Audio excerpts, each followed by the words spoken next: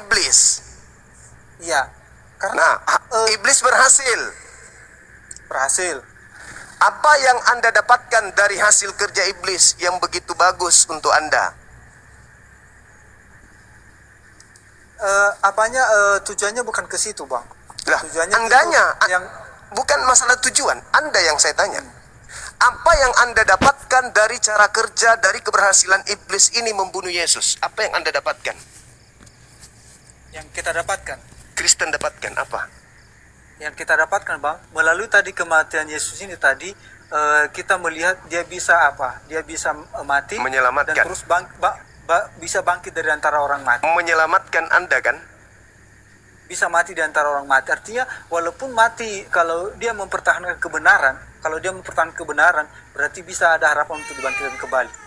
Enggak, maksud saya, dari hasil iblis membunuh Yesus, Anda sebagai Kristen mendapatkan keselamatan, betul? Oke. Apa yang Anda ingin ucapkan kepada iblis yang begitu berjasa untuk Anda? Ya kan tujuannya tadi iblis ini kan membunuh Yesus kan bukan untuk apa? Untuk supaya selamat dia untuk dalam misinya untuk menyelamatkan manusia atau menyampaikan Injilnya, menyampaikan firman Tuhan. Tetapi misinya itu supaya bagaimana Yesus ini gagal misinya untuk menyelamatkan manusia. Nah, tapi ternyata iblis berhasil membunuh Yesus, tapi ternyata menyelamatkan manusia, termasuk Anda. Dia berhasil dalam arti dia berhasil untuk mengagalkan misi Yesus, tetapi kenyataannya tidak. Misi Yesus itu kan Anda sendiri mengatakan sudah dinubuatkan, bahkan Tauratnya orang Yahudi Anda bawa-bawa. Demi untuk Yesus Anda itu mati menebus dosa-dosa Anda. Sementara yang berjasa mematikan Yesus di salib itu adalah iblis. Dan hasil dari pekerjaan itu dipanen oleh saudara. 2 miliar manusia panen dari hasil iblis.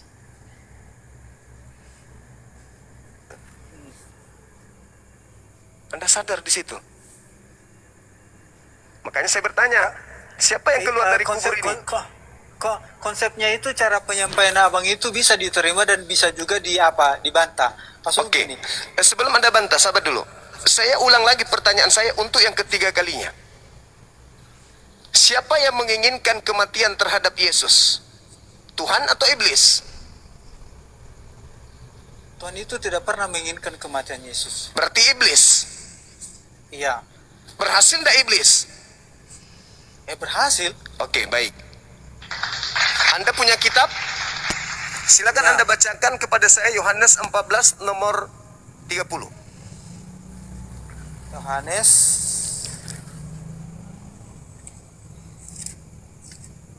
14 30.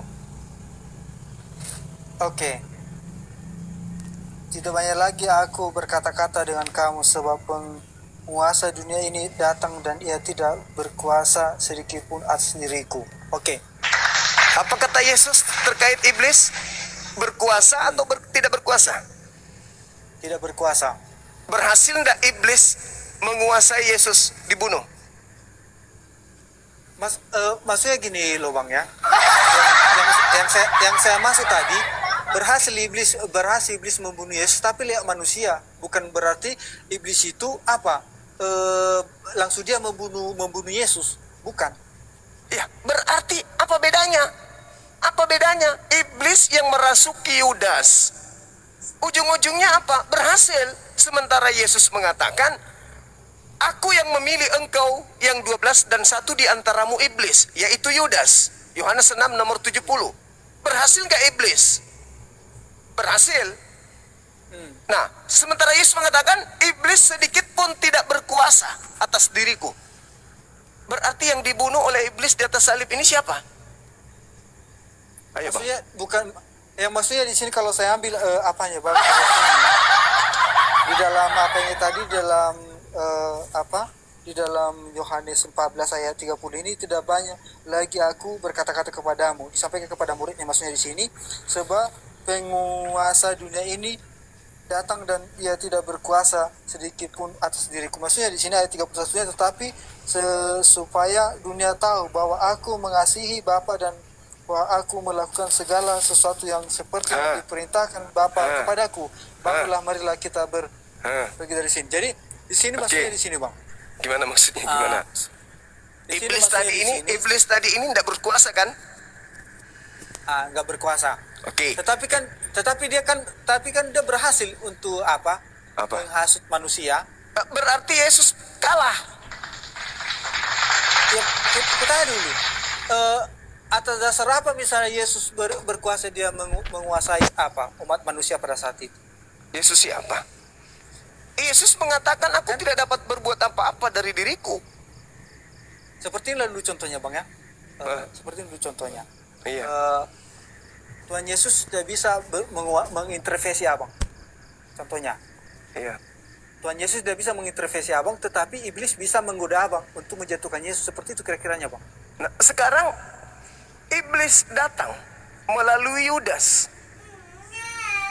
Nah, itu. Berhasil enggak? Apa bisa Yesus mengintervensi si Yudas untuk mengapa dia mengagalkan itu? Saudaraku, Yesus itu ahli di dalam membuat orang sembuh, orang yang kerasukan setan. Ya, Nah, betul. kenapa giliran Yudas enggak bisa? Ya, itu kan nggak bisa dia mengintervensi. Makanya aku bilang tadi, itu kan Loh. memberikan. Yesus mengatakan iblis sedikit pun tidak berkuasa atas diriku. Ya, atas dirinya, tetapi atas diri apanya orang lain, mana mungkin bisa dia apa? Bisa dicegahnya gitu. Berarti bohong kalau begitu. Buktinya iblis bisa berkuasa atas dirinya dengan menggunakan Yudas. Bohong berarti.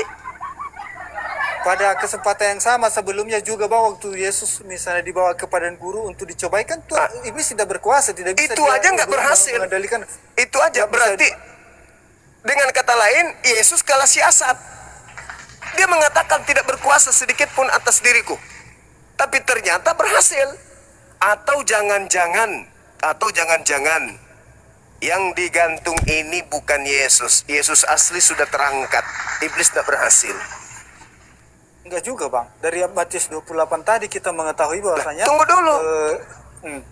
Yesus kan berkata, waspadalah kepada penyesat yang datang kepadamu dengan memakai namaku. Tetapi di sini disampaikan kepada muridnya. Muridnya Kan Yesus mengatakan, 11 lagi. Yesus mengatakan, sebab Yesus palsu yang akan datang banyak melakukan tanda yang dahsyat dan mukjizat, sekiranya mungkin menyesatkan murid-murid pilihan juga. Matius 24 nomor 24.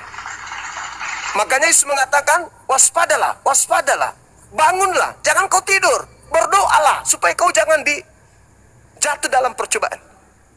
Itu kata Yesus selalu kepada muridnya, berjaga-jagalah, berdoalah denganku, jangan kau tidur, jangan sampai kau jatuh.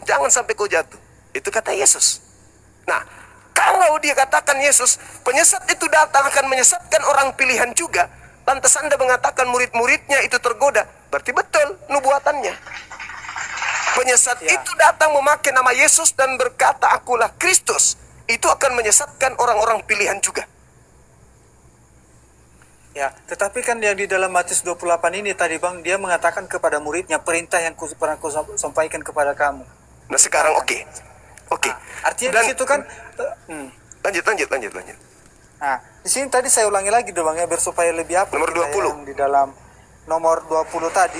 Iya. Dan ajarlah mereka melakukan segala sesuatu telah kuperintahkan kepadamu. Artinya apa firman Tuhan yang disampaikan kepada muridnya sebelumnya waktu dia masih hidup, atau waktu sebelum dia disalibkan. Berarti kan itu yang diikuti, yang diajarkan oleh murid-muridnya kepada apa? Kepada dunia, kepada semua orang. Baik, saudaraku. Saya mau uji Anda ini masih bisa sembuh atau Anda tidak bisa sembuh. Matius yang Anda baca 28 nomor 20. Dan ajarlah mereka melakukan segala sesuatu yang telah aku ajarkan kepadamu. Betul ya? Oke. Sekarang, mana ajaran Yesus untuk mengganti Sabat menjadi Minggu? Maksudnya, Bang? Kan mengajarkan, kalau yang mengajarkan ada, kalau yang yang memerintahkan dalam Matius 28 ini, nomor 20 ini adalah Yesus yang mengajar. Ya toh? Anda paham kan? Ya. Berarti murid-muridnya akan mengajarkan kemudian orang lain, dunia lain, sama seperti Yesus ajarkan kepada Bani Israel, kepada mereka. Betul? Oke. Yesus mengajarkan ibadah Minggu atau ibadah Sabtu yang asli. Kalau saya kebetulan saya perkenalkan juga Bang ya, saya Kristen tapi Kristen apa? Advent. Iya, tahu. Makanya saya tanya. Dia mengajarkan Sabtu atau Minggu? Sabtu Bang. Sabtu. Lalu yang mengajarkan teman-teman kita ibadah Minggu siapa? Ya karena mereka meyakini karena Yesus bangkit pada hari Minggu, maka itu yang di apa? Enggak, tadi Anda membaca kawan. Saudaraku, tadi Anda yang mengatakan, ajarlah mereka melakukan segala sesuatu yang kuperintahkan kepadamu. Betul? Iya betul. Ada nggak perintah Yesus ibadah Minggu? Enggak ada. Nggak ada. Oke. Ada nggak perintah Yesus untuk kemudian menyembah dirinya? Gimana Bang? Ada nggak perintah Yesus untuk menyembah kepada dirinya? Kepada dirinya. Kalau sampai ke situ masih belum ada saya pelajarin Bang. Tetapi Nggak ada. menurut saya, tapi Nggak ada. menurut saya Bang, artinya ketika kita meyakini Yesus itu adalah yang sebagai penebus kita, ya berarti dia juga berkaitan dengan Allah Bapa. Karena di dalam apa juga di dalam tadi yang pernah Abang buka tadi Yohanes 14 ya. Yohanes 14 dikatakan di sini di dalam Yohanes 14 ayat 8 dia saya baca Bang ya. Boleh. Oke. Kata Filipus kepadanya, Tuhan, tunjukkanlah Bapa itu kepada kami. Itu sudah cukup bagi kami. Kata Yesus kepadanya, telah sekian lama aku bersama-sama dengan kamu Filipus, namun engkau tidak mengenal aku. Barang siapa telah melihat aku, ia telah melihat Bapa. Bagaimana engkau berkata tunjukkan Bapa itu kepada kami? Artinya di sini berarti ketika sudah melihat Yesus berarti sudah melihat Bapa, artinya sudah melihat Allah. Berarti membunuh Yesus. Berarti kalau kita sembah sana Allah Bapa, berarti kita juga turut serta untuk menyembah Yesus. Berarti kalau membunuh Yesus, membunuh Bapa. Ya kan karena Yesus kan menjelma menjadi manusia. Karena dia mengambil rupa manusia. Itu ajaran dari mana Yesus? Di mana Yesus ajarkan itu? Ingat perintahnya. Ajarlah mereka melakukan segala sesuatu yang kuperintahkan kepadamu. Di mana Yesus memerintahkan muridnya mengajarkan kalau dia adalah inkarnasi dari Bapa. Ayo Bang. Ayo kita lihat dulu Bang di dalam apa Bang di dalam Yohanes 1 Bang ya. Di sini juga ada juga itu Bang. Firman yang telah menjadi manusia. Ya kan? Itu firman perkataan Tuhan. Tuhan yang menjadi manusia. Maksudnya Yesus. Maksudnya Tuhan menjadi manusia gitu. Firman Tuhan telah menjadi manusia. Firman Tuhan telah menjadi alam semesta. Kita bacalah dulu Bang Iber supaya lebih apa? Silakan. Oke. Silakan. Di dalam apanya? Di dalam ayat 1-nya, pada mulanya Allah berfirman. Firman itu telah bersama-sama dengan Allah dan firman itu adalah Allah. Oke? Ayat 1. Firman yang dimaksud di situ perkataan, ide, sifat. Pokoknya itulah saya sampaikan. Enggak, saya tanya dulu. Firman yang bersama-sama dengan Tuhan itu perkataan, ide atau pikiran atau apa? Kalau dengan cara yang Abang sampaikan itu mungkin saya masih belum paham cara mengaplikasikan. Tetapi di dalam kejadian ketika Tuhan berfirman jadilah jadi. Kan begitu? Jadi. Ketika dia itulah firman Tuhan. Berarti kalau bisa dipastikan itu adalah perkataan ya. Perkataan. Oke. Saya ulangi lagi ayat 1-nya Bang ya. Silakan. Saya senang sekali berdiskusi dengan Abang karena enak lah masih bisa nggak pala apa gitu kan. Terima kasih banyak Bang ya. Lanjut.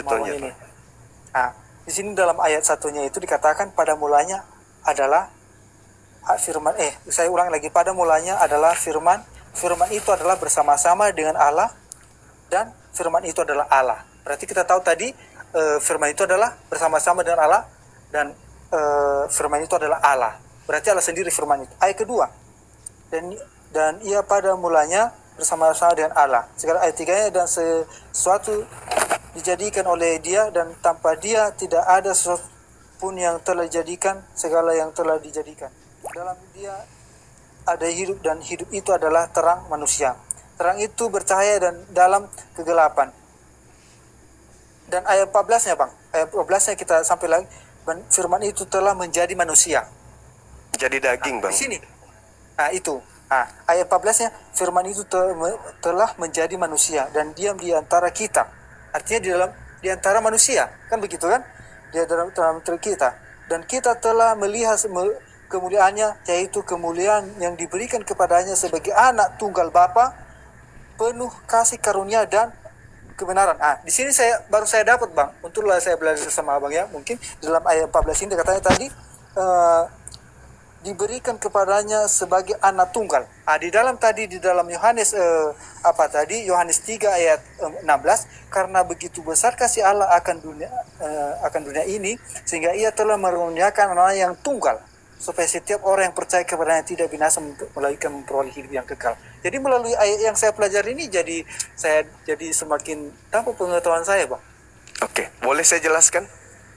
Oke, Bang. Oke. Mazmur 33 nomor 9.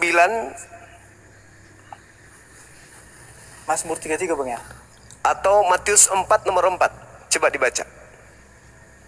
Matius 4. Terbang ya.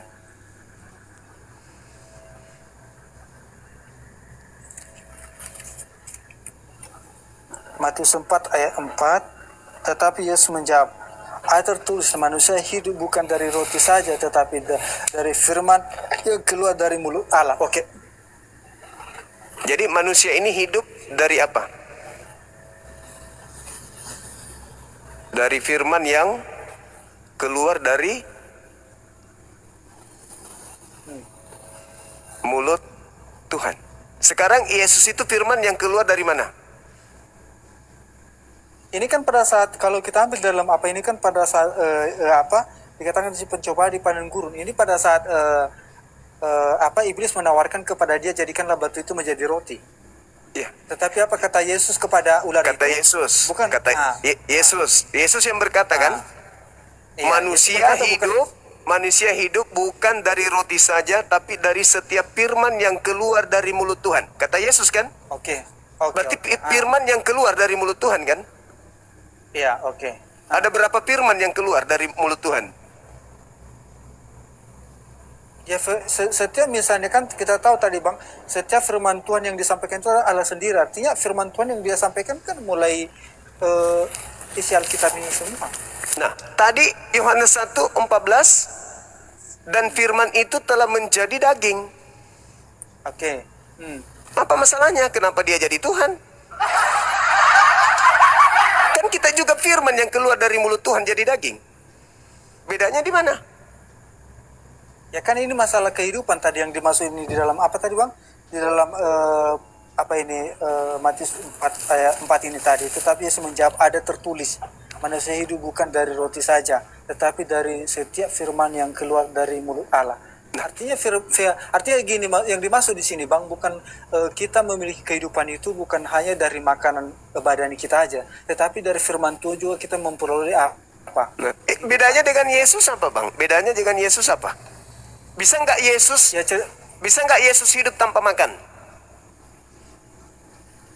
Gimana maksudnya Bang? Bisa nggak Yesus hidup tanpa makan? Ya nggak bisa Bang. Nah, berarti Yesus dibalik. Kalau begitu, kalau begitu Yesus kita karena balik. dia sudah mengambil rupa manusia. Iya, kalau begitu Yesus kita balik. Yesus hidup bukan dari firman saja, tetapi dari setiap roti yang datang dari Tuhan. Kita balik. Kalau kita hidup bukan hanya dari roti saja, tapi dari setiap firman yang keluar dari mulut Tuhan. Kita balik. Posisinya sama. Jadi kalau menurut abang Yesus itu sesuai dengan apa tadi bang Yohanes apa tadi Yohanes 1 itu Tiga. ayat 14 itu gimana menurut ayat apa bang ayat 14 itu gimana menurut abang? Jadi gini, Apa kira-kira yang jadi manusia itu? oke. Jadi Tuhan di dalam Yesaya 44 nomor 11. Enggak, bukan itu maksudku yang kutanyakan sama abang ini. Sabar. Supaya kita tahu cara kerja Tuhan dalam mengadakan sesuatu yang tadinya tidak ada menjadi ada. Boleh ya? Boleh. Oke. Oke. Bilang abang. Yesaya 44 nomor Yesaya 55 nomor 11. Tuhan berfirman bahwa segala firman yang keluar dari mulutku tidak akan kembali kepadaku dengan sia-sia sebelum apa yang aku firmankan itu terjadi. Sebelum Maria hamil, ada nggak Tuhan berfirman? Ada nggak Tuhan menginginkan agar Maria hamil? Atau Maria hamil tiba-tiba saja tanpa firman Tuhan? Ya sebelum Maria hamil kan datang malaikat. Itulah yang disebut firman. Pada mulanya firman diantar Gabriel sampai kepada Maria. Firman yang datang kepada Maria itu instruksi, keinginan, ide Tuhan agar Maria melahirkan seorang manusia bernama Yesus menjadi daging. Itulah Yesus. Bukan Tuhan turun ke bumi jadi manusia, tetapi firman Tuhan diantar oleh Gabriel pada bulan ke-6 kepada Maria. Maria, engkau hamil, lahirkan seorang manusia bernama Yesus. Itu firman. Makanya dalam Mazmur 339, Tuhan hanya memberi perintah maka semuanya ada. Tuhan memberi instruksi maka semuanya jadi.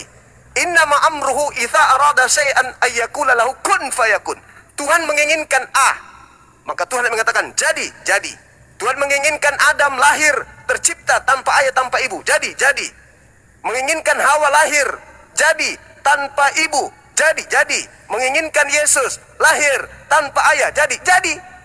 Itulah yang dimaksud tadi. Pada mulanya adalah firman. Segala sesuatu alam semesta ini, pada mulanya adalah firman. Tidak ada yang tidak berasal dari firman. Kesalahan saudara Kristen adalah menganggap apa yang ada di dalam Yohanes 1 dari 1 sampai 14 ini adalah Tuhan yang turun. Itu filsafat Helenisme yang dianut oleh orang-orang Trimurti. Brahma turun ke bumi menjadi Krishna. Setelah itu menjadi Siwa, Wisnu. Itu yang dianut. Makanya Trinitas, Trimurti. Itu sama. Sedangkan bang, yang Anda usung itu sebenarnya tidak ada yang salah dengan Yohanes 1 itu, nggak ada yang salah. Itu sudah betul. Oke bang. Berarti bisa saya potong bang ya? Silakan. Coba dulu jelaskan, kan abang bilang tadi kan itu firmannya kan, bukan perintahnya lah kira-kira seperti itu. Yes. Nah, coba jelaskan dulu abang yang tadi itu di dalam Yohanes 3 ayat ayat 16 ini. Oke. Kalau memang tidak berkaitan dengan Yesus. Oke, baik. Begitu besar kasih Tuhan akan dunia ini, akan dunia loh. Oke. Bukan Israel kan? Bukan Israel. Bukan. Dunia. Oke? Begitu besar kasih karunia Tuhan akan dunia ini, sehingga dia menganugerahkan anaknya yang tunggal. Barang siapa yang percaya kepada Yesus tidak binasa, melainkan memperoleh hidup yang kekal. Betul? Ketika Yesus berkata, aku diutus hanya kepada domba yang sesat dari umat Israel, Anda percaya nggak? Iya. Tinggalkan Kristen Advent kalau Anda percaya. Maksudnya gini loh bang, tadi dibilang dalam 16 itu karena begitu besar kasih Allah akan dunia ini. Berarti dunia bukan bisa ada bangsa Israel. Iya. Jadi saya sebagai seorang Muslim, bukan orang Israel, kalau percaya Yesus itu utusan Tuhan hanya untuk Bani Israel, saya tidak mati, saya hidup, saya memperoleh hidup kekal. Baru lagi kan bang, untuk sekarang tunggu.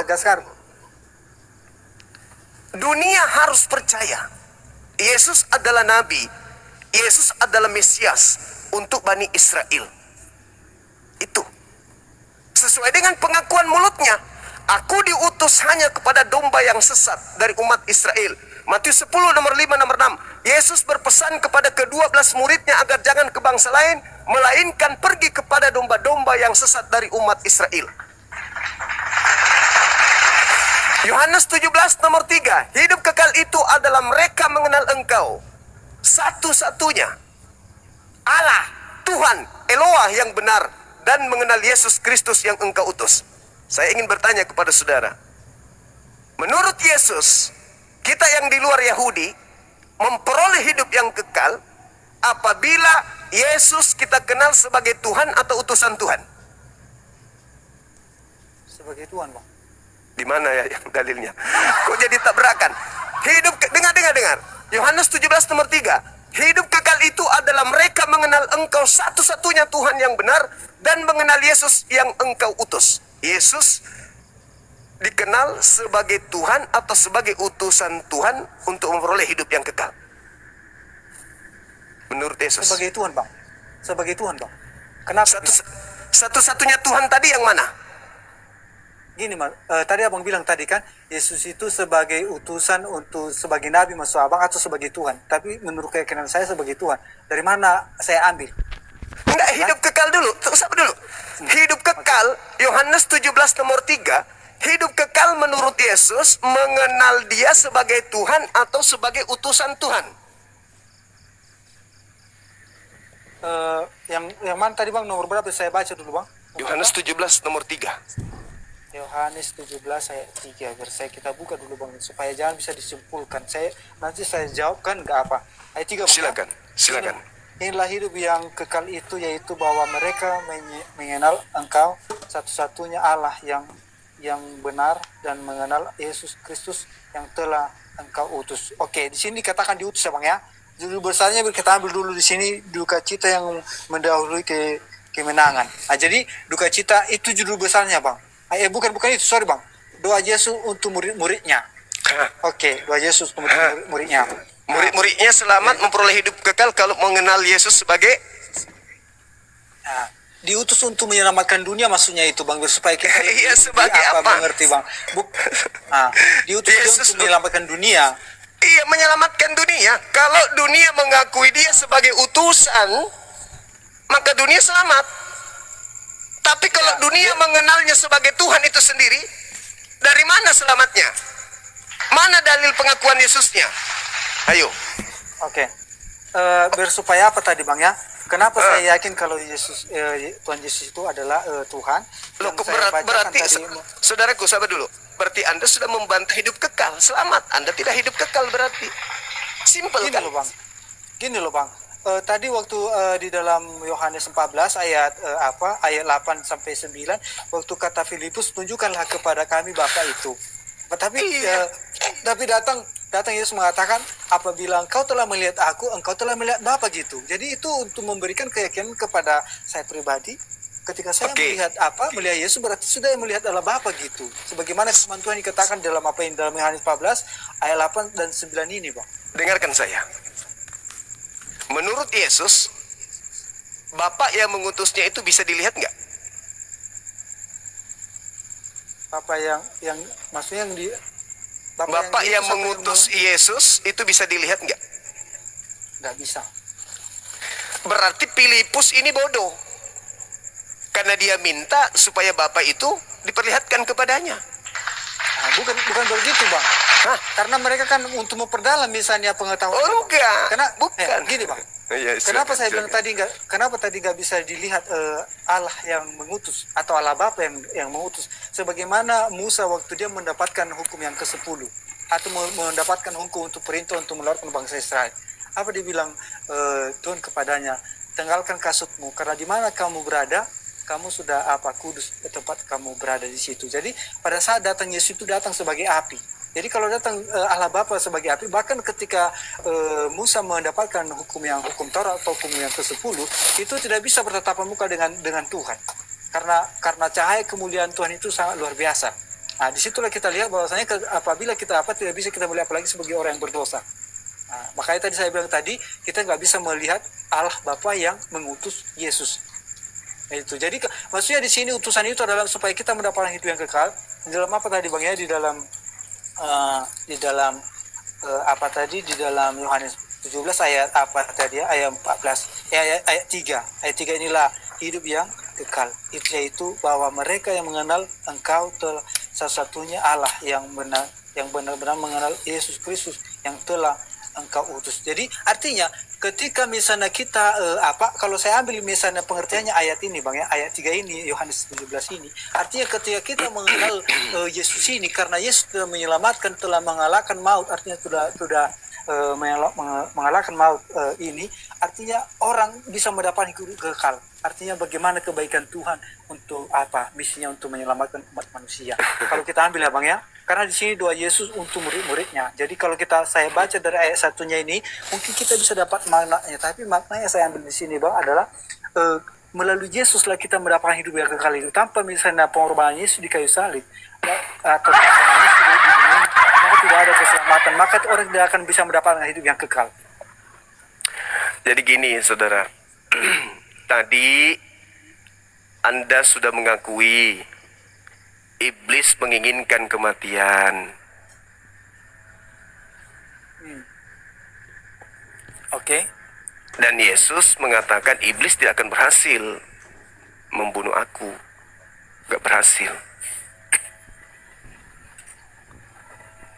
Ya kan ya? Nah, itu iblis menginginkan kematian terhadap Yesus. Anda sudah akui. Sebenarnya gini Bang, bukan menginginkan, dia berusaha untuk menggagalkan misi Yesus untuk menyelamatkan dunia gitu. Lah, kalau itu bisa. Bagaimana dia berusaha mengagalkan? Bagaimana caranya untuk mengagalkan itu supaya ya ketika Yesus mengabarkan apa firman Tuhan ini kan banyak saja ahli-ahli Taurat bahkan Yahudi juga untuk. Menurut saudara, Yesus menyelamatkan manusia dengan cara apa? Ya dengan kematiannya di kayu salib. Siapa yang melancarkan tujuan itu? Yang membantu Yesus melancarkan aksi kematian itu? Ya, saya sudah tahu tujuan apa. Maksudnya iblis apalah merencanakan gitu ya supaya bisa mati Yesus ini di kayu salib. Tadi Anda mengatakan iblis mau membatalkan. Yang saya lihat iblis melancarkan, bukan mau membatalkan, bukan mau menggagalkan. Iblis melancarkan. Betul? Kalau melancarkan untuk membunuh Yesus, tapi mengagalkan untuk misinya. Apa yang mau digagalkan iblis? Ya, tujuannya membunuh Yesus. Ketika Yesus kan untuk memberitakan firman Tuhan kan, atau memberikan mujizat-mujizatnya kan, iblis ini kan berusaha untuk untuk mencegal. Salah satunya lah pada saat misalnya memberikan persembahan di bait suci. Apa yang dikatakan ahli Taurat. Yang mana yang diberikan kepada kaisar waktu memberikan apa dibilang Yesus pada saat itu, apabila kau memberikan persembahan lebih jauh lebih besar daripada janda ini persembahan, karena dia dari kekurangannya. Yesus tidak pernah gagal. Yesus tidak pernah gagal bermukjizat. Ya, kalau bermukjizat enggak pernah gagal. Nah, berarti iblis tidak pernah mengganggu. Ketika Yesus itu mengobati orang, membangkitkan orang, iblis tidak pernah mengganggu itu. Iblis betul-betul ingin membunuh Yesus. Dan kalau Kristen mengatakan Yesus menyelamatkan manusia dengan cara mati, berarti iblis membantu Kristen untuk selamat dengan cara membunuh Yesus. Kita udah sepakat di situ. Sekarang pertanyaan saya, ini edukasi untuk kita belajar. Sekarang Tuhan yang mengutus Yesus menginginkan Yesus mati atau tidak? Kalau iblis menginginkan, kalau Tuhan menginginkan atau tidak? Kalau itu nggak bisa saya jawab, Bang. Kalau Tuhan pun menginginkan kematian terhadap Yesus, berarti Tuhan dengan iblis sama aja. Keluaran 23, nomor 7, nomor 8, di situ Tuhan berkata, jangan kau membunuh orang yang benar, Jangan kau membunuh orang yang tidak bersalah. Itu maksudnya boleh nggak membunuh Yesus, Bang? Menurut Tuhan. Ya tidak. Nah, berarti Tuhan tidak mau Yesus meninggal, mati. Iblis mau. Kira-kira yang berkuasa yang mana, Bang? Tuhan atau iblis? Ya memang Tuhan sebenarnya yang berkuasa. Tapi di sini maksudnya Bang,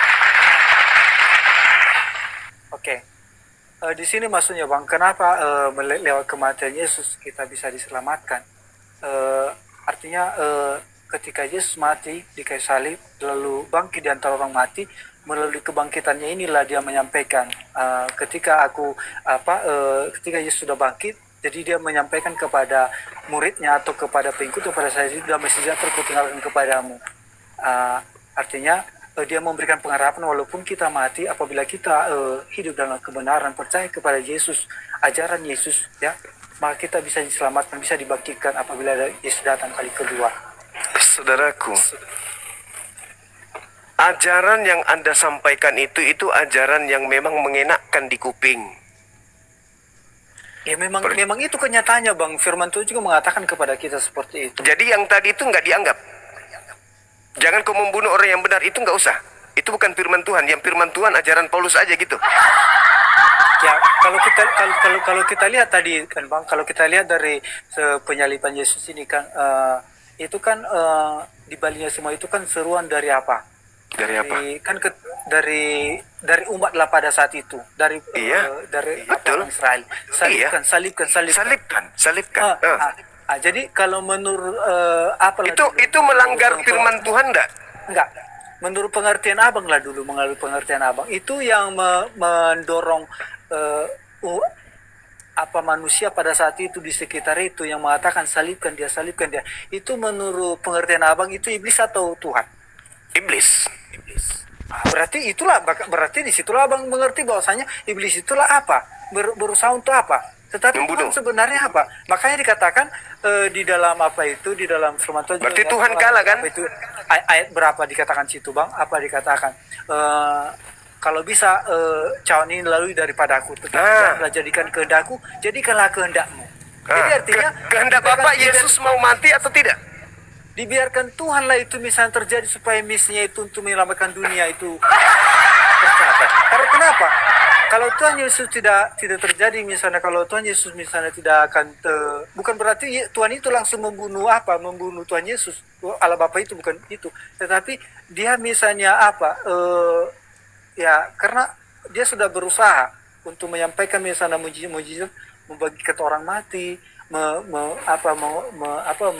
yang buta bisa melihat, ya kan? Artinya ketika misalnya Yesus mati, di situ kita membuktikan bahwasanya ada pengharapan, itu adalah ketika sudah mati bangkit, dan setelah bangkit dia memberitakan kepada muridnya, ya. Bahkan ada juga di dalam, mungkin Abang sudah belajar tentang firman Tuhan ini, bahwasanya ketika si Thomas dikatakan kalau memang Thomas atau hantu tidak akan tidak bertulang atau tidak berdaging. Pada saat karena Thomas ini salah satunya yang tidak percaya kalau tidak melihat. Ya, ketika dia sudah bangkit. Artinya kalau memang Tuhan Yesus ini adalah yang bukan Yesus yang disalibkan atau bukan Yesus yang mati itu, mungkin tidak akan ada bekas paku di tangannya, dan mungkin mereka melihat itu bukan Yesus. Ketika misalnya Yesus sudah mati atau waktu belum disalibkan, mereka melihat bagaimana rupa Yesus ketika juga sudah bangkit dari orang mati. Yesus itu menunjuk ke tangannya bahwa saya ini bekas paku yang sudah kena paku, dan inilah saya, ya. Maka setelah Yesus sudah bangkit dari antara orang mati, maka sekitar 40 hari lagi lamanya dia di bumi ini untuk mengajarkan kepada pengikutnya, pada saat itu salah satunya muridnya. Maka itulah tadi Matius yang 28 tadi, ayat 28 itu, ayat 19 dan 20 itu dikatakan, jadikanlah bangsa muridku. Ya, jadikan bangsa. Beritahu misalnya kepada apa? Yang di dalam tadi juga di dalam Yohanes 14, ya, Yohanes 3 ayat 16 dikatakan, karena begitu besar kasih akan dunia ini. Jadi di situ kita bukan hanya enak mendengar Bang, tapi ada ada kisahnya, ada ceritanya, ada tertulis dalam Alkitab, sehingga kita meyakinkan bahwasanya Yesus itu adalah salah satunya adalah pengharapan orang Kristen. Maksud saya Bang. Terus Anda mau mengucapkan terima kasih kepada Tuhan atau kepada setan atas yang Anda harapkan ini sudah terkabul? Yang saya berterima kasih kepada Yesus, Bang. Bukan kepada Dia Tuhan, Hah? bukan kepada Tuhan yang di tempat Yesus berdoa? Ya, maksud gini, Bang, saya berterima kasih kepada Tuhan Yesus karena dia sudah berusaha, walaupun dia disiksa, disalibkan, tetapi dia tidak melakukan dosa. Artinya visi misinya untuk menyelamatkan dunia sudah berhasil di kayu salib. Sudah berhasil Berarti di antara orang mati. berarti iblis berhasil ya? Kalau iblis itu dia berhasil untuk apa? Membunuh Yesus, tapi dia berhasil untuk apa? Mencegah misi Yesus untuk menyelamatkan dunia. Loh, mana yang betul? Iblis punya pekerjaan berhasil menyelamatkan dunia. Itu Kok Anda itu kan kok Anda itu kan Kok Anda mengatakan- menurut tafsiran Abang. Itu kan menurut tafsiran Abang. Yesus bisa nggak mati tanpa iblis? Yesus bisa mati tanpa iblis. Ya, mungkin tidak. Tidak bisa.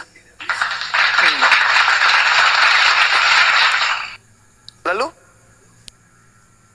yang pahlawan Anda di sini siapa? Yesus atau iblis? Yesus. Oh, nggak bisa. Apanya? Tanpa iblis tidak bisa. Gimana? Yesus mau bunuh diri? Ya, di situ lewat kematian Yesus bangkit karena dia bisa bangkit dari antara mati. Itulah makanya aku bilang tadi, itulah sebagai pahlawannya. Artinya dia kenapa dia menjadi pahlawan? Karena dia tidak melakukan dosa pada saat dia disalibkan, pada saat dia disiksa. Terus menurut Tuhan sebagai pahlawan. Terus menurut Tuhan membunuh orang yang tidak berdosa itu baik atau jahat? Ya kan itulah kejahatan. Makanya disampaikan tadi artinya terkutuk orang yang disalibkan. Artinya sangat mengerikan orang yang disalibkan.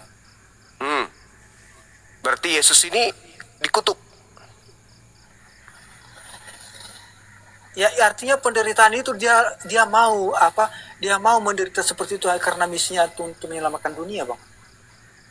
Caranya menyelamatkan dunia dengan cara dibunuh. Dengan rela dia misalnya mati di kayu salib, Bang. Dia mau mengorbankan dirinya untuk mati di kayu salib untuk menyelamatkan dunia, termasuk Abang dan saya. Apa dia percaya? Enggak, saya enggak percaya karya iblis. Maaf. Sekarang begini. Di dalam pengakuan Yesus, Yohanes 10 nomor 18. Tidak ada yang sanggup kemudian untuk membunuh Yesus. Tidak ada. Dia mati kecuali dia menyerahkan nyawanya sendiri.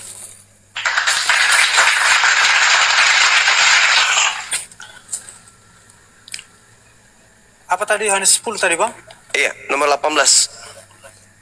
Nomor 18, judul besarnya, Bang, Gembala yang baik. Ayat 18 ya. Tidak seorang pun mengambil daripada aku, melainkan aku memberikannya menurut kehendakku sendiri. Aku berkuasa memberikannya dan berkuasa mengambilnya kembali. Inilah tugas yang ku terima dari Bapakku. Ada nggak yang bisa membunuh Yesus? Berarti terima kasih, Bang. Jadi tambah pengetahuan saya dengan hal ini. Ya, ada nggak yang dia memberikan nyawanya untuk apa? Untuk tebusan umat manusia. Oke. Itu maksudnya, Bang. Oke, baik. Jadi tidak ada yang bisa mengambil nyawa Yesus kan?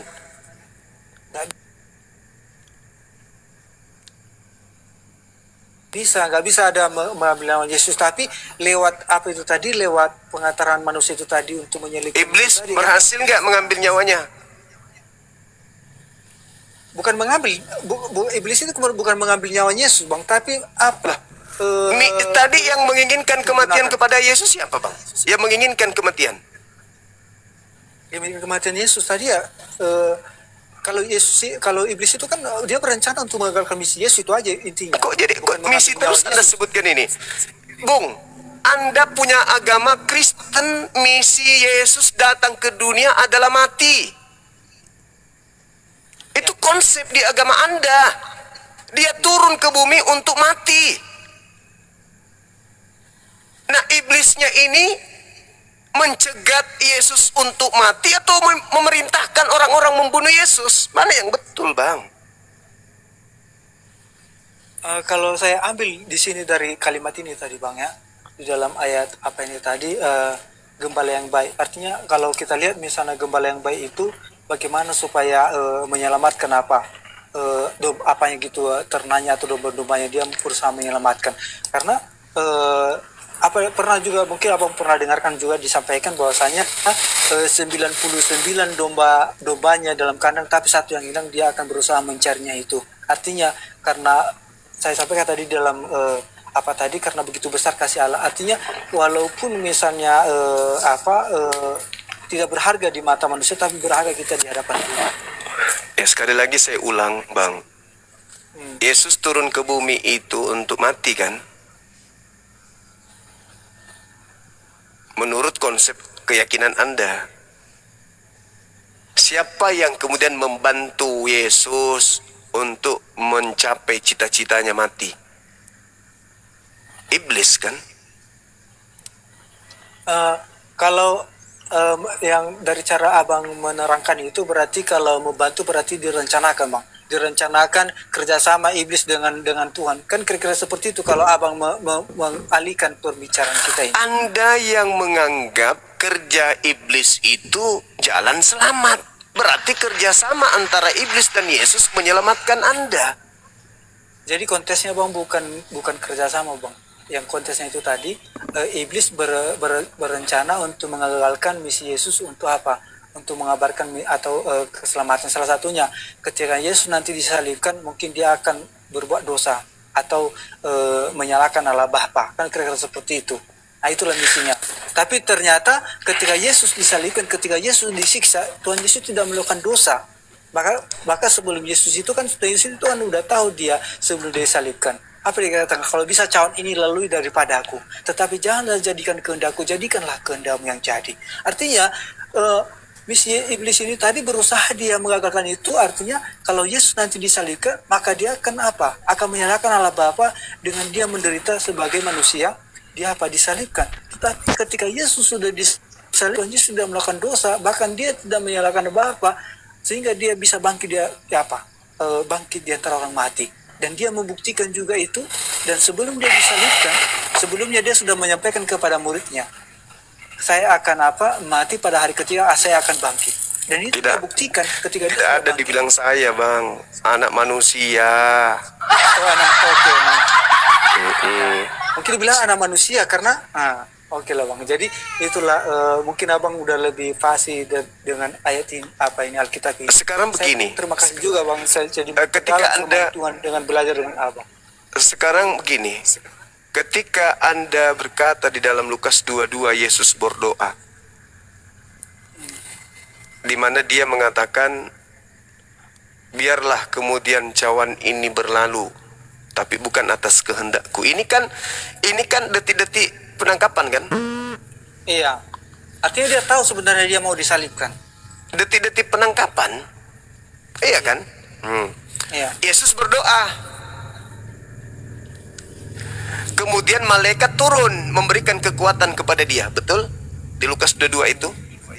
Malaikat turun memberikan kekuatan kepada Yesus sehingga dia sangat ketakutan, peluhnya seperti titik-titik darah yang berjatuhan ke tanah. Jadi Yesus pasrah enggak di situ Yesus? Pasrah enggak Yesus, Bang? Ya pasti pasrah Bang, karena dia dia serahkan kepada Bapa. Iya. Sekarang pertanyaan saya, ketika Yesus mengatakan atas kehendakmu, apakah Bapa berkehendak membunuh Yesus? Atau menyelamatkan Yesus? Mana yang benar? Mencelakakan Yesus atau menyelamatkan Yesus? Kehendak Bapaknya. Ya, karena Allah Bapa itu tahu sebenarnya itu penderitaan Yesus itu akan disalibkan, akan menderita. Ya, enggak, Bang. Itu kan asumsi Anda. Itu asumsi. Sekarang begini ya, Bang, sederhana aja. Yesus pasrahkan kepada Bapa. atas kehendakmu yang harus terjadi ya, aku ikut aja. Nah, Bapak ini kehendaknya apa? Membunuh Yesus, menganiaya Yesus, atau menyelamatkan Yesus? Ya kan karena udah tahu tadi kita itu kan Bang, di dalam sebenarnya dari jawaban yang Abang pertanyakan itu kepada saya itu yaitu tertulis dalam Yohanes Yohanes apa itu tadi Bang, Yohanes 3 ayat 16 itu yang Tidak ada hubungannya dengan pembunuhan di Iya. situ, Abang. Tidak ada. termasuk di situ Bang. Nah, kenapa saya bisa Astagfirullahaladzim, ya Allah ya Karim. Kok jadinya ke Kenapa? sana? Kenapa aku bilang gitu Bang ya? Saya bacakan dulu sama Abang ya, supaya apa lagi? Karena begitu besar kasih Allah akan dunia ini. Ya, Percaya. meruniakan anak yang tunggal. Supaya siapa yang percaya? Percaya. Jadi artinya Loh, ketika anak yang Terus apa tunggal hubungannya itu- dengan salib? Apa hubungannya dengan salib? anak yang Ada apa hubungannya dengan salib? Percaya kepada Yesus? ya karena Yang anak yang tunggal itu tadi. Oke. Anda hanya modal ngeyel. Begini abangku, pencipta langit dan bumi itu menghendaki apa terhadap Yesus? Kematian atau keselamatan? Itu loh dulu. Kematian di kayu salib maksudnya gitu ya. Enggak, dia dimanapun, mati disengat listrik kek, mati digigit tawon kek. Tuhan ini menginginkan Yesus itu mati atau menginginkan Yesus selamat. Tuhan yang saya bilang. Kalau iblis kan tadi udah final. Iblis mau Yesus mati. Kalau Bapak gimana? Mau nggak Yesus mati? Ya, kan udah saya bilang tadi Bang, Yesus itu tahu dia akan apa? Akan disalibkan. Bukan Maka dia Yesusnya. menyerahkan kepada Allah Bapa. Bapaknya Jangan mau, kehendakku. bapaknya mau nggak Yesus itu mati, atau bapaknya tidak mau Yesus mati? Kalau bapak tidak mau Yesus mati, maka Bapak Maha Kuasa untuk menyelamatkan Yesus dengan cara apapun yang Dia mau. Itu dulu, Bapak ini mau nggak Yesus ini mati? Kalau iblis mau, nah Bapak mau nggak? Ya Pak, yang kehendak Bapak itu tadi yang sempat yang Abang bacakan di mana tadi yang Abang apa itu tadi yang Keluaran itu adalah 23, nomor 7, Bukan. nomor 8. bukan Bang, tadi ada yang Abang bilang tadi bahwasanya kehendakku sendiri menyerahkan apa yang dibilang Yesus. Kan ada tadi yang apa Abang singgung. Sebenarnya Yohanes itu 10 jawaban kan? Yohanes 10 nomor 18 kan? Tidak ada yang bisa mengambil kecuali aku menyerahkannya sendiri. Kan itu begitu. berarti itulah jawabannya dari pertanyaan Abang sebenarnya. Loh, Bapak yang kumaksud kehendakmu. Iya. Maksud Berarti- daripada Yohanes 10 itu ketika dia berulang kali ingin pencobaan pembunuhan, kalian tidak berhasil. Tidak akan berhasil. Itu maksudnya. Berarti jawabannya sebenarnya Bang, sebenarnya Allah Bapa itu telah memberikan gitu, memberikan Bapak nyawanya ini, itu. Bapak ini mau Yesus ini mati atau selamat? Ya jawabannya sebenarnya tadi pasnya Abang apa tadi itu yang Astagfirullahaladzim. 10 itu tidak seorang pun mengambil daripadaku melainkan aku memberikannya menurut Itu Yesus, sendiri. Bang. Artinya ya itu karena Yesus itu berkaitan dengan Allah Bapa. Nah, Bapaknya Yesus coba, adalah kenapa Anda nggak berani menyatakan pernyataan Bapak? Kenapa? Kenapa Anda harus sembunyi di perkataan yang justru saya yang tunjukkan? Itu loh. Ya, bisa karena Allah Bapa dengan Yesus adalah satu di dalam, cuman beda pekerjaan. Artinya apa yang disampaikan Yesus Itu Anda mengatakan satu karena Anda menyembah makhluk yang keluar dari kubur, yang bukan Yesus. Astagfirullahalazim. Bung, Bapak itu tidak menginginkan mati orang yang benar. Yesus berkata begini di dalam Lukas 22. Lukas 22 nomor 22. Aku memang harus pergi meninggalkan dunia ini sesuai dengan apa yang telah ditetapkan tentang aku. Siapa yang menetapkan tentang aku? Tuhan. Apa yang ditetapkan Tuhan tentang aku? Semuanya tertulis di dalam kitab Taurat, kitab Nabi-Nabi, dan kitab Mazmur. Lukas 24:44 dijelaskan seperti itu. Nah sekarang Artinya dia Sekarang Bang, dia itu sebenarnya dia sudah dinubuatkan Bang. peristiwa Di- akan terjadi dan apa ya? Dinubuatkan Dalam untuk ya- apa? Dinubuatkan dalam untuk Yesaya kan di dalam Yesaya kan sudah dinubuatkan itu, Bang. itu kata Kristen.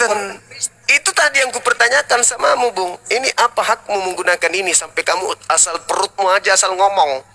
Itu dibuatkan di sini. Ini bukan kitab saudara, ini kitabnya Yahudi. Kenapa Oke. Anda melancarkan aksi-aksi penyesatan dengan menggunakan kitabnya orang? Oke, buka Bang dulu di dalam apa Bang? Lukas 4 ayat 6 ayat Lukas, karena Abang bilang tadi kan ayat 16. Coba baca Bang dulu. Apa yang tertuang di Lukas 4 itu adalah pencobaan yang dilakukan kemudian iblis kepada Yesus. Dan datang gimana Lukas 4 ayat 16. Lukas 4 ayat 16. Ya silakan Anda bacakan. Apa hubungannya dengan ini? Karena Abang bilang tadi itu kan tidak berhubungan kan?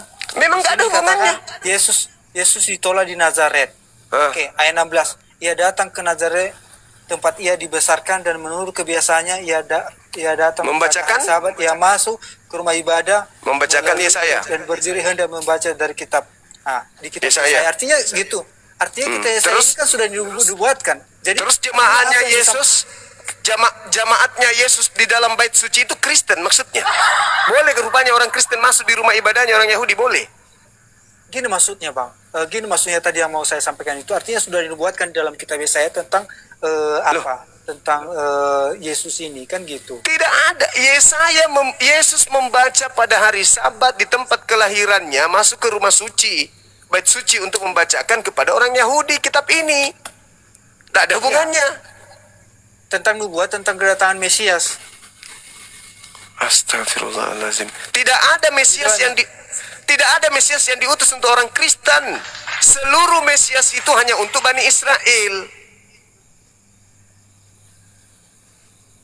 Karena kenapa disampaikan ini? Kalau kita lanjut misalnya apa ini kan apa dikatakan di sini Yesus kembali ke Galilea. Yesus ditolak di Nazaret ketika dia menyampaikan datang ke rumah ibadah. Jadi, Terus dia pergi ke orang non-Yahudi gitu. Dia pergi ke orang-orang yang tidak bersunat. Ya enggak lah. Yesus itu ketika dia ke tempat kelahirannya, Yesus lahir di mana rupanya? Di tengah-tengah orang Yahudi. Di Nazaret aja kemudian dia ditolak pada saat itu. Tapi dia ke Yudea. kenapa ditolak dia Bang? Ya, orang Yahudi sampai sekarang menolak dia kan? Nah, Kenapa dia ditolak? Karena orang Yahudi menunggu Mesias yang sama seperti Hezekia, yang sama seperti Gideon, yang sama seperti Daud. Sementara dia mereka yang datang, mereka harapkan. iya, tidak seperti yang mereka harapkan.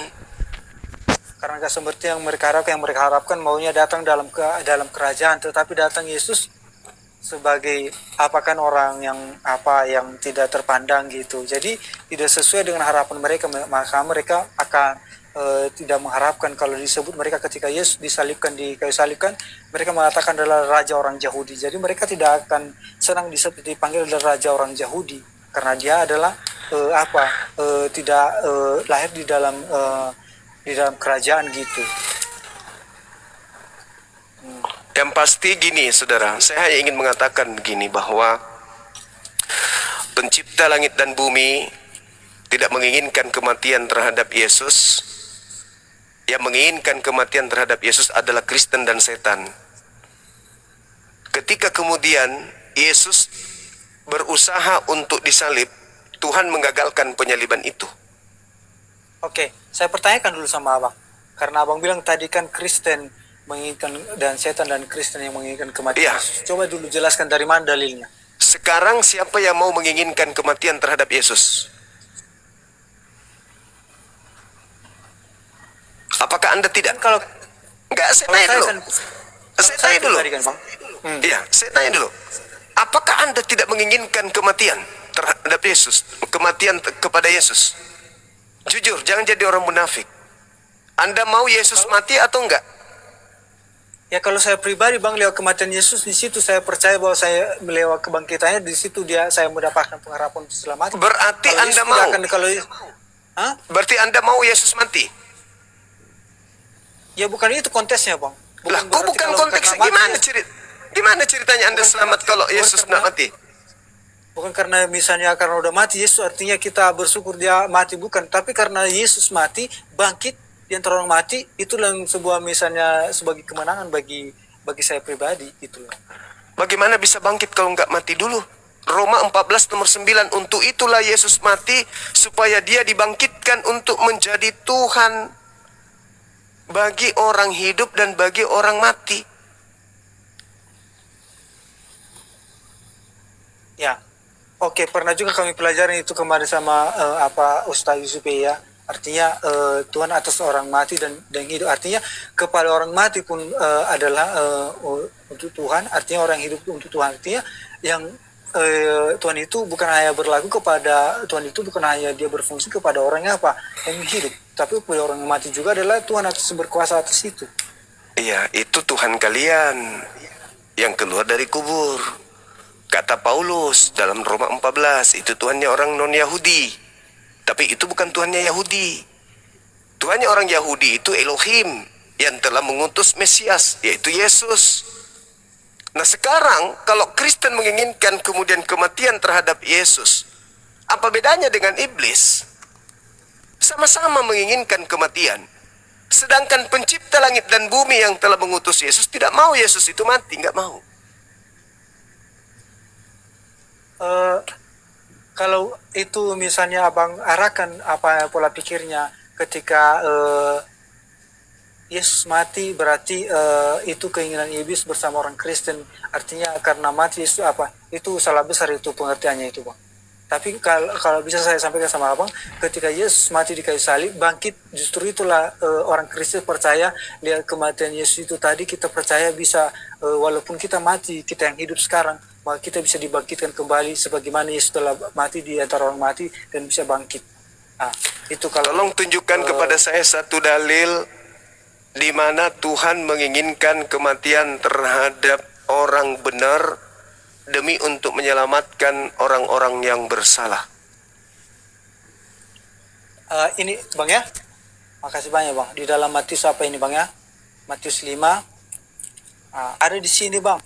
Bisa kita di sini di dalam Matius 5. Oke bang ya. Dikatakan di sini ada beberapa ini apanya bang, diberikan semangat kepada kepada kami orang Kristen lah, termasuk mungkin abang. Di sini dikatakan di ayat 3, berbahagialah orang yang miskin di hadapan Allah karena mereka lah yang punya kerajaan surga. Ayat 4, berbahagialah orang yang bersuka cita karena mereka lah yang akan berbahagialah orang yang berduka cita karena mereka akan dihibur. Berbahagialah orang yang lemah lembut karena mereka akan memiliki bumi. Berbahagialah orang yang lapar dan haus akan kebenaran karena mereka akan dipuaskan. Berbahagialah orang yang murah hatinya karena mereka akan diperoleh kemurahan. Berbahagialah orang yang suci hatinya karena mereka akan melihat Allah. Berbahagialah orang yang membawa damai karena mereka akan disebut anak-anak Allah. Berbahagialah orang yang dianiaya oleh sebab kebenaran karena mereka mempunyai kerajaan surga. Ini ayat 10 ini bang. Ayat 10 ini, berbahagialah orang yang dianiaya oleh sebab karena kebenaran karena mereka yang mempunyai kerajaan surga. Jadi walaupun misalnya mati kita untuk mempertahankan kebenaran, kita akan memperoleh surga. Itulah firman Tuhan yang disampaikan di sini. Terima kasih. Di mana Tuhan menginginkan membunuh orang benar demi menyelamatkan orang yang berdosa. Anda kan tidak nyambung itu. Ya kan artinya di sini kan bang, artinya kalau kita mempertahankan kebenaran, kita mati contohnya untuk mempertahankan kebenaran, karena kita menyampaikan firman Tuhan contohnya sebagaimana murid-murid Yesus sebelumnya yang termasuk Rasul Paulus juga mempertahankan itu ya, dia memperoleh walaupun dia menderita untuk menjalankan misi untuk menyampaikan firman Tuhan itu, dia akan mendapatkan peroleh hidup yang kekal, itu kerajaan surga. Di mana Tuhan menginginkan kematian terhadap orang benar untuk menyelamatkan orang yang bersalah. Kan kontesnya di sini tadi bang, berbahagia orang yang dianiaya, bukan dibilang saya akan membunuh orang yang benar, bukan itu kontesnya. Kan Anda mengatakan keselamatan orang Kristen itu karena Yesus dibunuh. Kenapa sih? Abang ini udah lama kali pun berjam-jam kita diskusi bang, nol isinya. Saya tanya, iblis menginginkan kematian terhadap Yesus. Tuhan menginginkan tidak kematian Yesus. Kalau menginginkan kematian kepada Yesus, mana dalilnya? Tuhan menginginkan kematian terhadap orang benar demi untuk menyelamatkan orang yang berdosa. Ada nggak Yang tadi dalilnya? abang enggak yang tadi abang bilang itu kan dari mana dalilnya bahwasanya kematian Yesus itu bisa menyelamatkan orang Kristen lah dulu contohnya. Jadi makanya tadi saya bacakan tadi di dalam Bukan Matius 5 itu, ayat Bang. 10 itu. Tuhan lo, astagfirullahaladzim ya Allah ya Karim. Anda kalau tidak sopan dari tadi saya turunkan lo. Karena tidak memberikan ilmu sedikit pun. Tuhan Ya, pencipta oke lah. langit dan bumi berkata dalam Mazmur 37 nomor 28 sampai nomor 40. Jangan kau membunuh orang yang tidak bersalah, sebab aku Tuhan mencintai hukum. Aku akan menyelamatkan orang yang benar. Aku menghukum pengkhianat orang fasik. Ketika orang benar itu dibunuh, diintai untuk dibunuh, aku akan menyelamatkan dia.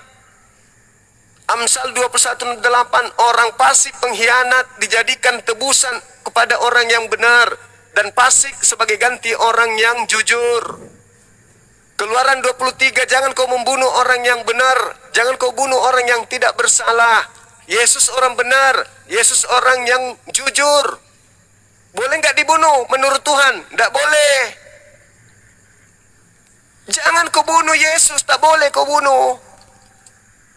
Nggak boleh kata Tuhan.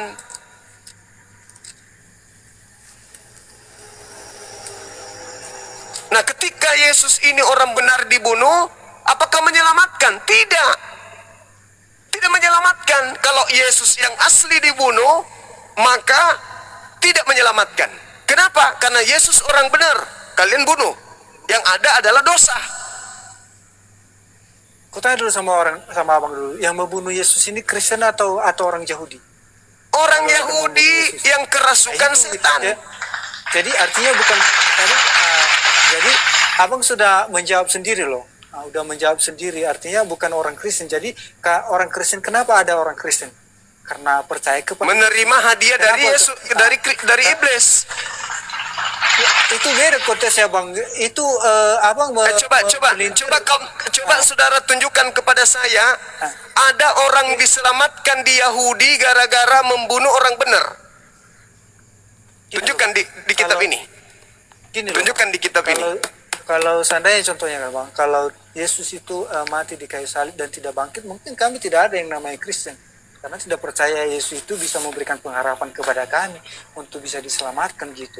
Jadi artinya karena Yesus sudah mati di kayu salib, bisa dia bangkit, berarti dia memiliki pengharapan, kepastian bahwasanya orang yang mati dalam kebenaran mau percaya Yesus, artinya dia akan bisa juga diselamatkan dan bangkit sebagaimana Yesus mati gitu loh bang. Itulah intinya sebenarnya kami sebagai orang Kristen. Iya, itulah kebodohan Kristen. Jadi gini, ketika orang benar dibunuh oleh orang jahat, mau bangkitkah dia, mau tidak bangkitkah dia, itu pelanggaran hukum Tuhan. Nggak boleh. Nah, kenapa Kristen kemudian menerima orang yang keluar dari kubur? Karena Kristen itu pengikut Paulus. Ada nggak orang Yahudi menyembah Tuhan yang keluar dari kubur? Nggak ada. Hanya orang Kristen. Kenapa? Karena Kristen ini pengikut Paulus. Sekarang begini, Yesus di dalam Matius 12 nomor 38 didatangi oleh orang jahat dan angkatan jahat dan orang Farisi. Yesus berkata, angkatan jahat ini minta satu tanda, dan tidak akan diberikan satu tanda apapun selain tanda Yunus. Sebab Yunus 3 hari 3 malam dalam perut ikan, demikian juga anak manusia 3 hari 3 malam dalam perut bumi. Berarti hari ketiga bangkit keluar dari kubur. Pertanyaan saya, itu tanda untuk angkatan jahat atau angkatan benar? Di mana apa yang tertulis itu bang? Matius 12, 38 sampai 40. Angkatan jahat ini minta satu tanda, dan tidak akan diberikan satu tanda apapun selain tanda keluar dari kubur pada hari ketiga. Di dalam Matius berapa bang? 12. Matius 12 ya bang ya. Karena kita tengok dulu judulnya bang. Judul. Jangan kita simpulkan bang. Kan angkatan jahat minta satu tanda, judul judul itu yang bikin Lembaga Bible Indonesia. Ayat berapa tadi bang? 38. 38. Judulnya di sini bang, Yesus. Aduh, judul lagi. Nah, gini loh bang, supaya tahu maknanya gitu bang, ada judulnya gitu loh. Judul yang kasih judul siapa? Tuhan. Ah, di dalam ayat berapa tadi bang? Ayat 38 dan 39 judulnya. 38 sampai 40. Yesus dan Beelzebub. Ayat 38. Tanda Yunus ya. Tanda Yunus. Ini oke. Pada waktu itu aku berkata ke beberapa ahli Taurat dan orang Farisi kepada Yesus, Guru, kami ingin melihat suatu tanda daripadamu. Tetapi jawabnya kepada mereka, angkatan yang jahat dan tidak setia ini menurut suatu tanda, tetapi kepada mereka tidak akan diberikan tanda selain tanda Nabi Yunus. Nah, jadi kalau dari konteks yang ini bang ya, saya belum bisa menjawab dengan abang karena saya belum pendalami dulu. Nah, mungkin kapan-kapan saya bisa bergabung. Yesus berkata, angkatan jahat ini minta satu tanda dan tidak akan diberikan satu tanda apapun selain tanda Yunus, sebab Yunus 3 hari 3 malam dalam perut ikan, demikian juga anak manusia berada dalam perut bumi 3 hari 3 malam. Jadi ada kebangkitan. Yunus keluar dari perut bumi, dari perut ikan hari ketiga. Anak manusia keluar dari perut ikan, perut bumi hari ketiga. Itu tanda untuk siapa? Angkatan jahat. Siapa yang percaya kebangkitan pada hari ketiga?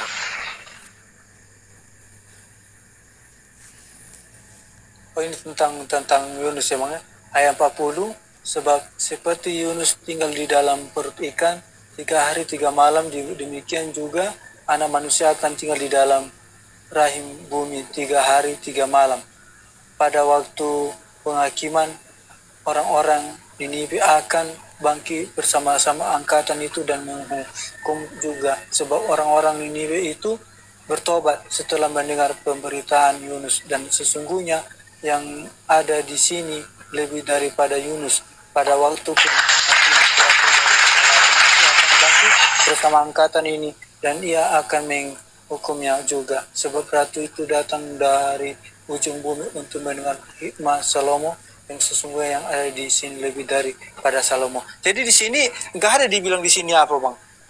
Di sini yang diambil di sini maknanya, kalau saya ambil ibaratnya dengan datangnya 3 hari 3 malam Yunus di perut ikan, ketika dia berusaha mengelak untuk tidak datang ke untuk memberitakan firman Tuhan, ya pada saat itu dia orang Niniwe itu bertobat gitu. Tetapi angkatan jahat minta tanda. Tanda apa yang diberikan kepada angkatan jahat?